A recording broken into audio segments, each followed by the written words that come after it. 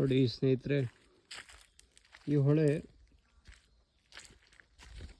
ಹೆಚ್ಚು ಕಡಿಮೆ ಈ ತಿಂಗಳು ಅಂದರೆ ಇವಾಗ ಮೇ ತಿಂಗಳವರೆಗೆ ಇಲ್ಲಿ ನೀರಿರ್ತಾಯಿತ್ತು, ಒಂದು 5 ವರ್ಷ ಮುಂಚೆ.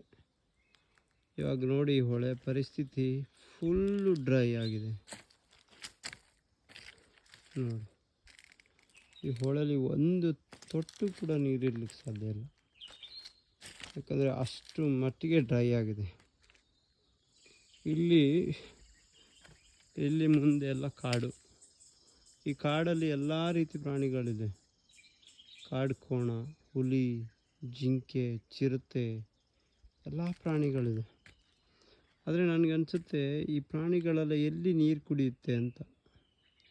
ಯಾಕಂದರೆ ಈ ಮನುಷ್ಯರ ಇಲ್ಲೀಗಲ್ ಆ್ಯಕ್ಟಿವಿಟೀಸಿಂದ ಎಲ್ಲ ಮರಗಳು ಹೋಗಿ ಬರೀ ಬರಡು ಭೂಮಿಯಾಗಿದೆ ಇದು.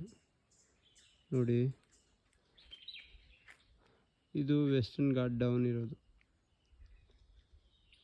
ಇಲ್ಲಿ ಎಷ್ಟು ನೀರಿರಬೇಕಂದ್ರೆ ಎಂಡ್ವರೆಗೂ, ಮಳೆ ಬರೋವರೆಗೂ,